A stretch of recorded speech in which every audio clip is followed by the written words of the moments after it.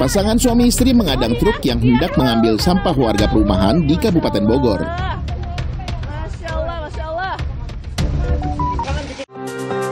Pasca penghapusan tato berwajah Syahnas, Randy dan Lady Nayoan memilih rujuk. Sejumlah artis lainnya juga batal bercerai dengan pasangannya.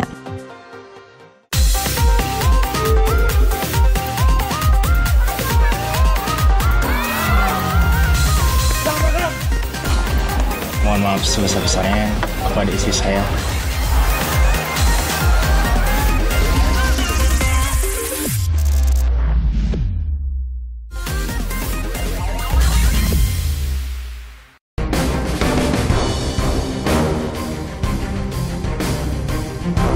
Kita kan buka lembaran baru.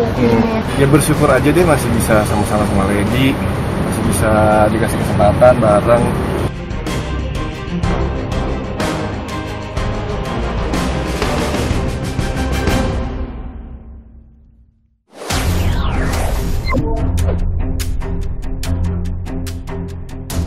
Pasangan Randy Kiarnet dan Lady Nayoan jalani peneguhan pernikahan setelah sempat alami permasalahan rumah tangga.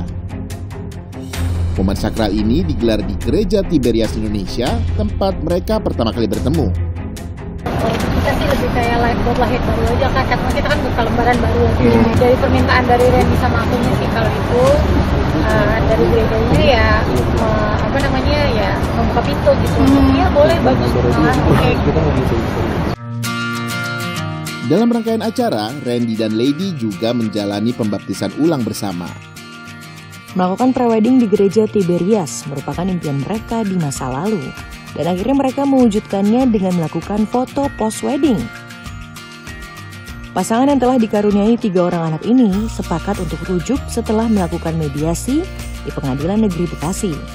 Lady menerima proposal perdamaian dari Randy. Bersyukur sih, maksudnya dari semuanya udah rame, terus musibah, kecelakaan, belum lagi omongan-omongan orang, spekulasi. Ya bersyukur aja deh masih bisa sama-sama sama Lady, masih bisa dikasih kesempatan bareng. Randy dan Lady menikah pada tahun 2014 silam. 9 tahun menikah, rumah tangga mereka nyaris kandas karena perselingkuhan Randy Kiarnet dengan Syahnas Sadika. Randy mengakui kesalahannya dan ingin mempertahankan hubungan rumah tangganya. Untuk membuktikan keseriusannya, Randy telah menimpa tato wajah bergambar Syahnas di punggungnya. Gak tahu deh kak, aduh itu buat aku tuh kayak pas yang tutup tato. Itu aku pikir dia bakal oke nih ya baik semuanya. Udah nggak pakai anestesi lo itu nutup tatonya. Oh iya sakit tau. Tuh kata Lady nggak sepadan dengan iya benar. Biasanya dia ngomong gitu, ini barusan aja enggak. Iya. Randy dan Lady sempat terlibat kecelakaan tunggal di Tol Cikampek pada 31 Juli. Kecelakaan yang menimpa keduanya ini menjadi salah satu titik balik. Takut banget gue pegang tangannya dingin. Napasnya udah cuma bilang Tuhan Yesus. Udah susah deh ngomong. Napas udah susah, udah nangis dia juga nggak bisa kesakitan. Gue cuma takut dia lewat. Dia rawat aku di rumah sakit. Pagi bangun diajak aku berdoa, aku mau ambil handphone aja, aku lihat orang yang berbeda. Jadi kayak Tuhan bayar gantiin berkali-kali lipat dari yang aku nggak punya alasan untuk bertahan. Secara psikologis, pasangan yang telah pisah memang dimungkinkan untuk rujuk. Karena sudah melalui proses evaluasi hubungan mendalam serta munculnya rasa kehilangan. Menurut Noel Nelson, kembali bersama setelah perpisahan bukanlah hal yang buruk. Komunikasi adalah fondasi. Beberapa pasangan selebritas lain juga memilih batal berpisah. Berbagai alasan mendasari para artis yang hampir bercerai ini untuk rujuk. Pada tahun 2022, pedangdut Lesti Kejora memilih berdamai dengan suaminya Rizky Bilar. Artinya kalau ada kesepakatan seperti itu berarti rujuk ya Bang? Kalau ada kesepakatan tidak akan mengulangi lagi berarti rujuk? Kita belum pernah ada pisah. Kan nggak ada pisah, jadi doain aja, nggak ada rujuk-rujuk, udah doain aja. Lesti juga mencabut laporan kasus dugaan kekerasan dalam rumah tangga. Insya Allah sih mudah-mudahan saya yakin bahwa dari pengalaman ini saya juga belajar dan suami saya juga akan belajar menjadi suami yang lebih baik. Lesti Kejora mencabut laporan setidaknya dengan 3 alasan, yaitu karena khawatir dengan masa depan anaknya. Kedua, Rizky Bilar telah minta maaf dan juga mendapat maaf dari ayah Lesti. Serta Rizky Bilar telah membuat perjanjian tertulis agar tidak mengulangi lagi perbuatan KDRT. Rizky Bilar bahkan sempat menalak Lesti. Daripada gue makin emosi, mending gue ngejauh dulu.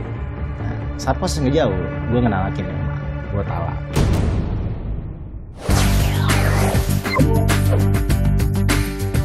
Indra Bekti dan Aldila Jelita memutuskan untuk merajut kembali hubungan pernikahan setelah resmi bercerai pada 17 April 2023.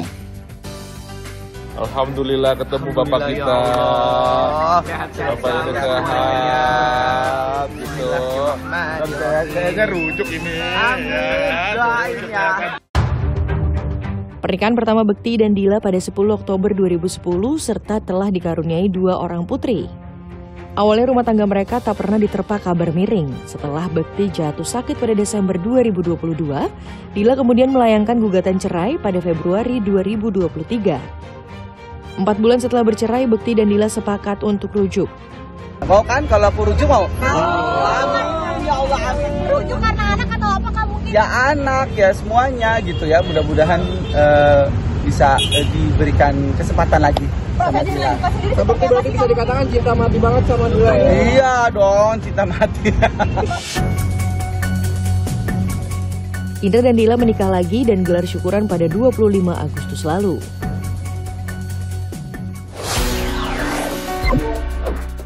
Belum lama menikah dengan Gary Iskak pada Agustus 2009, kenyataan pahit harus diterima Risha akibat rumor suaminya berselingkuh. Padahal saat itu Risha tengah hamil. Keadaan semakin memburuk. April 2010, seorang perempuan bernama Ima Risma muncul dan mengaku telah menikah siri dengan Gary. Ima menuntut pertanggungjawaban atas anak perempuannya. Badai besar ini sempat menggoyahkan Risha dan membuat pernikahan mereka berada di ujung tanduk. Setelah melewati proses hukum, Richa memilih berbesar hati dan menerima anak hasil hubungan suaminya dengan sang mantan. Richa dan Gary mampu mempertahankan rumah tangga sampai saat ini.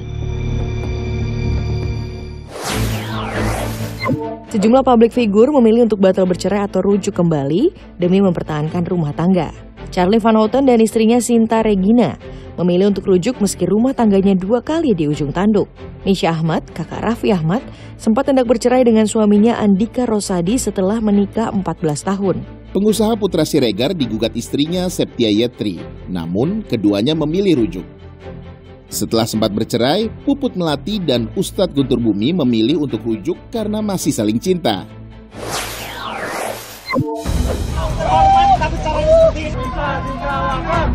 Sejumlah informasi menarik lainnya masih akan hadir, tetaplah di Pop News.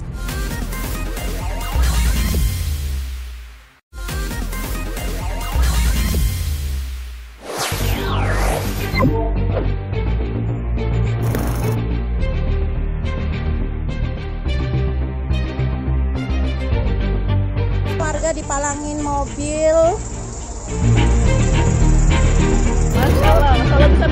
Warga ini menghadang truk dinas lingkungan hidup yang akan mengambil sampah di perumahan River Valley, Desa Palasari, Kecamatan Cijeruk, Kabupaten Bogor. Terus masuk Pak, udah terus, masuk aja Pak. Masya Allah. Warga lainnya yang tak berpihak dengan ibu ini tetap meminta sopir truk untuk masuk. Namun segala alasan disampaikan pelaku agar truk tidak masuk.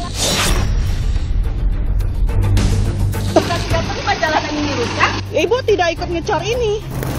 Tak hanya dirinya, suaminya pun ikut mengadang truk sampah dengan memarkirkan mobilnya di tengah jalan. Suami pelaku bahkan sengaja turun dari mobil dan meninggalkannya di tengah jalan hingga truk sampah tak bisa melintas. Aksi ini membuat warga geram hingga keributan terjadi. 5 orang pembongkaran hari ini, bismillah selesai. Sebelumnya, ibu penghadang truk berinisial R ini juga membongkar tempat penampungan sampah sementara tanpa persetujuan pengurus RT RW yang sah. Sampahnya dibawa ke pemukiman padat penduduk lalu dibakar. Pembakaran sampah yang dilakukan oleh R dan suaminya diprotes warga pemukiman padat penduduk karena asap pembakaran sampah membuat warga sesak napas. Di samping itu ada aturan terkait larangan bakar sampah yang tertuang dalam pasal 29 Undang-Undang Nomor 18 Tahun 2008 ayat 1 butir D dan G. Dalam undang-undang juga dijelaskan bahwa pemerintah daerah dapat menjatuhkan sanksi denda hingga pidana kurungan. Pun permasalahan ini timbul sudah menyampaikan melalui LT dan LW-nya, melalui Pak Kades juga. Pak Kades juga sudah menyampaikan ke tingkat Puspika, kepada Kapolsek dan Ramil maupun Pak Camat. Kemudian dari warga juga sudah ada yang konsul kepada kami. Hanya saja kita sudah sepakati di tingkat Puspika bahwa ini kita sahkan dulu kepada tingkat desa dulu untuk menyelesaikan permasalahan. Karena khawatir truk dihadang lagi, warga lainnya turun ke jalan mengawal proses pengangkutan sampah. Mereka juga berdemo dan berorasi di depan rumah wanita penghadang truk sampah.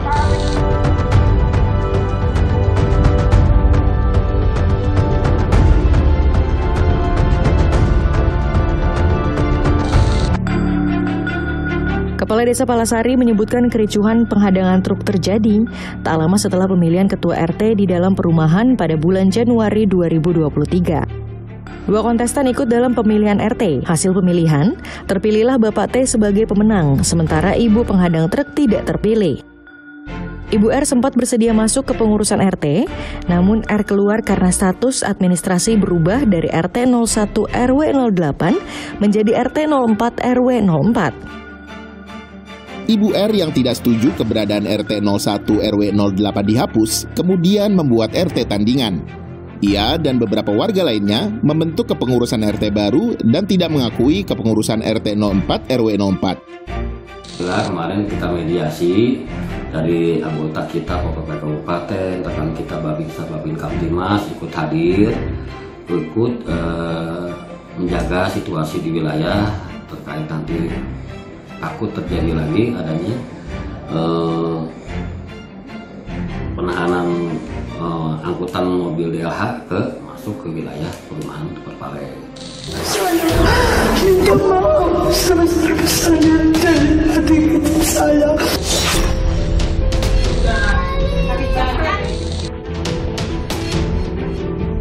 Nasib malang harus dialami bocah 5 tahun di Kabupaten Simalungun.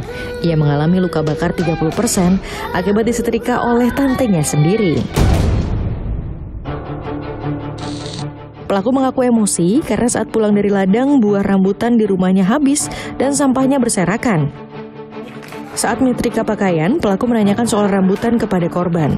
Pelaku menjadi emosi karena korban tak kunjung menjawab. Sontak, pelaku menempelkan setrika panas sebanyak 3 kali.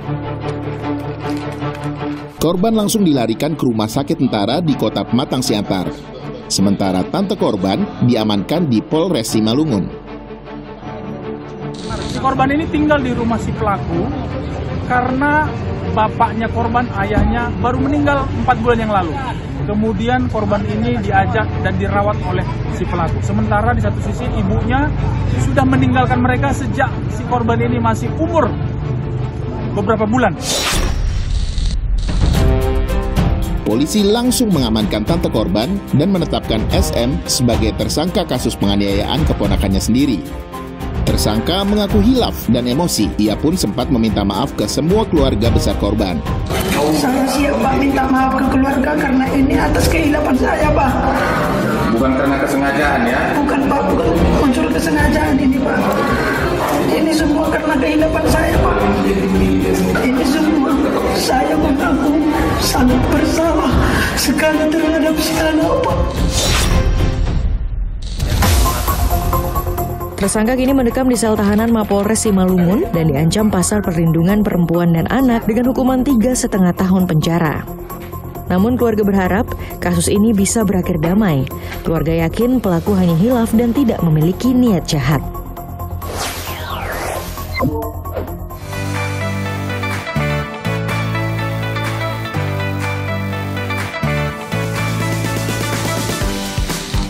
Pangeran dari Kerajaan Brunei Darussalam, Abdul Matin, kembali menjadi sorotan publik. Pangeran Abdul Matin akan menikah dengan Anissa Rosnah binti Adam. Tak tanggung-tanggung, rangkaian pernikahan akan digelar selama 10 hari. Dalam undangan yang tersebar, rangkaian pernikahan akan dimulai pada 7 Januari 2024 dengan acara Majlis Istiadat Bersuruh Diraja atau lamaran kerajaan. Untuk akad nikah, baru akan digelar pada 11 Januari dan dilanjutkan acara resepsi pada 14 Januari 2024. Pangeran Abdul Matin dan Anissa Rosnah sudah menjalin asmara sejak tahun 2020. Anissa Rosnah merupakan cucu dari Pehin Dato Haji Isa bin Awang Ibrahim, seorang penasihat khusus Sultan Brunei Hassanal Bolkiah. Wanita kelahiran 1994 ini lulusan Universitas Bath Inggris. Anissa juga memiliki beberapa bisnis, diantaranya di bidang fashion, yakni Silk Collective dan bisnis travel Autentinary yang dijalankan bersama sahabatnya.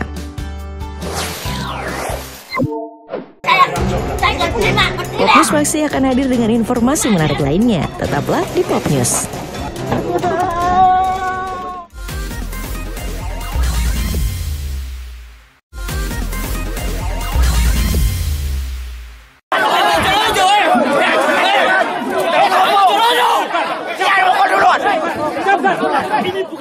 Eksekusi rumah yang dilakukan jurusita Pengadilan Negeri Surabaya ini berakhir ricuh. Penghuni rumah bersama sejumlah massa berusaha menghalangi proses eksekusi. Kita dari awal tiap hari kita pesan. Nggak bisa saya nggak terima, bertindak. Kasus ini bermula saat pemilik rumah meminjamkan sertifikat ke adik ipar untuk pengajuan pinjaman ke bank. Angsuran macet dan rumah dilelang oleh bank. Pemilik rumah tak terima dengan eksekusi karena masih mengajukan upaya hukum kasasi. Meski demikian, eksekusi tetap dilakukan. Sejumlah orang yang diduga provokator diamankan polisi.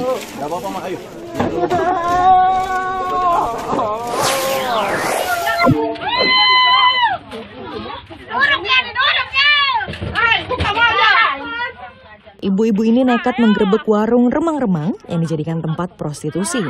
Sejumlah penghuni berlarian menyelamatkan diri ke sawah.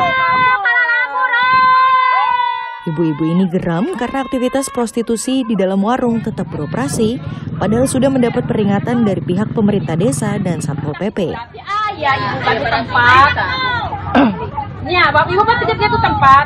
Sempat mendapatkan perlawanan dan ancaman dari pengelola, namun para ibu-ibu ini tidak gentar.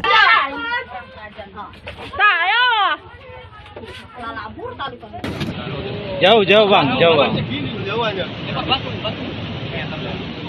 Inilah detik-detik pencarian dua nelayan yang dilaporkan hilang selama 4 hari. Proses evakuasi berlangsung menegangkan karena petugas harus melawan kondisi ombak tinggi disertai angin kencang dan kabut tebal. Jangan makan dulu Pak ya. Dua nelayan ditemukan terdampar dalam kondisi lemah dan dehidrasi di pesisir Pulau Nusa Barong. Itu satunya di sana itu adik.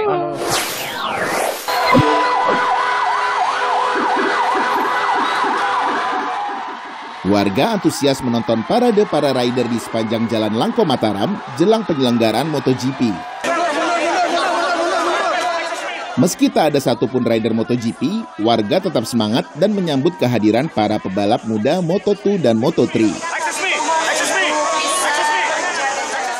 Kedatangan Marc Marquez tetap istimewa bagi warga Lombok. Diperkirakan akan ada 70.000 orang yang menyaksikan event MotoGP 2023 yang digelar kedua kalinya di sirkuit Mandalika.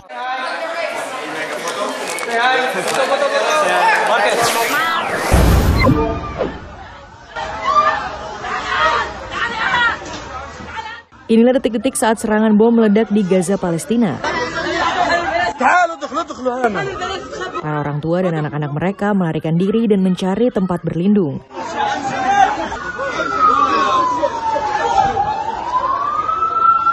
Israel terus bombardir Gaza setelah Hamas menyerang Israel. Korban tewas dari kedua belah pihak telah mencapai lebih dari 2.000 jiwa.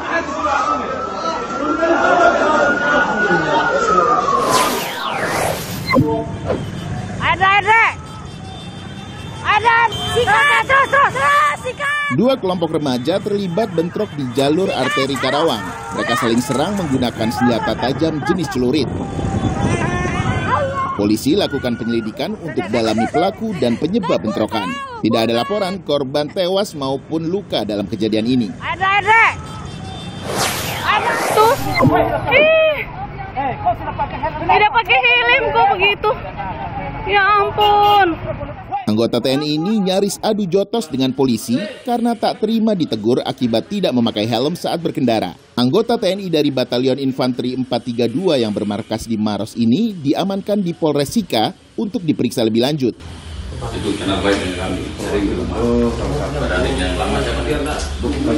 Kapolres Sika menyebut kasus ini telah selesai. Yang bersangkutan telah mengakui kesalahannya.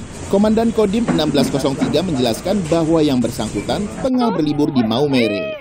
Tidak pakai helm kok begitu. Batu alas.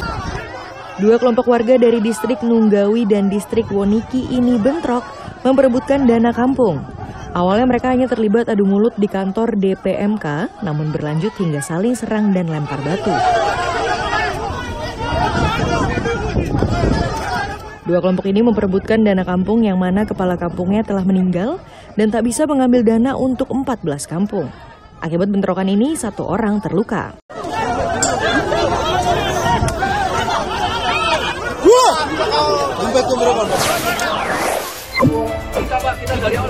Informasi tadi mengakhiri Pop News hari ini. Jangan lupa tetap saksikan Pop News setiap hari Sabtu dan Minggu pukul 9:30 waktu Indonesia bagian Barat. Tentunya hanya di Kompas TV. Terima kasih dan sampai jumpa.